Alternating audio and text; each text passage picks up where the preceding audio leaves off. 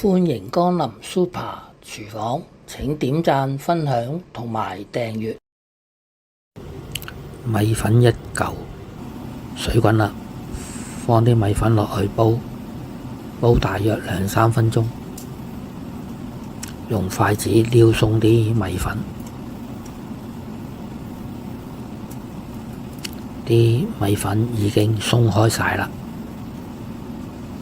咁我哋再煲多佢一陣，跟住就倒去多餘嘅水分。依家做配料，將粟米仔切開一段段，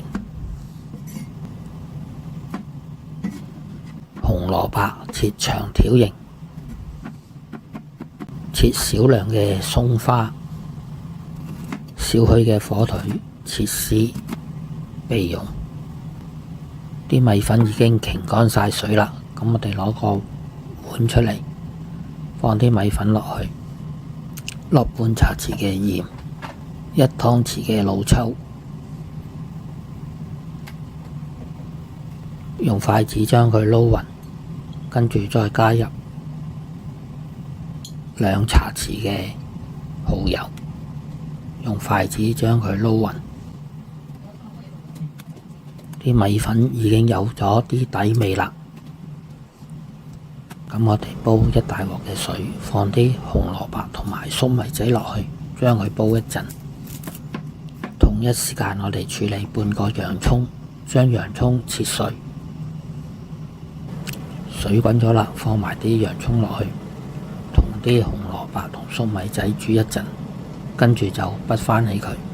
影片睇到呢一度，請點讚、分享同埋訂閱。打2隻雞蛋，落少少胡椒粉、少少鹽，將啲雞蛋發勻。開中火，落油，放啲雞蛋落去，將啲雞蛋煎熟，跟住用鑊鏟將啲雞蛋叉碎，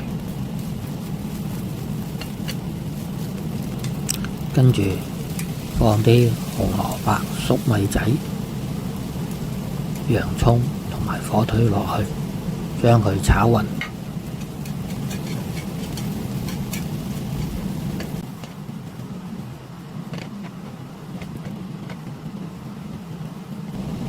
跟住將啲米粉回鑊，快炒佢一陣。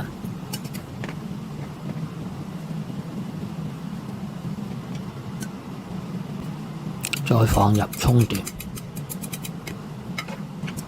用筷子將佢兜勻，咁樣就可以將佢夾起啦。一碟好簡單又惹味嘅雞蛋炒米粉，咁樣就完成咗啦。睇完片之後記得俾 like、分享同埋訂閱。睇完片之後記得俾 like、分享同埋訂閱。我仲有大量嘅煮餸影片，可以登入下邊 info box 參觀。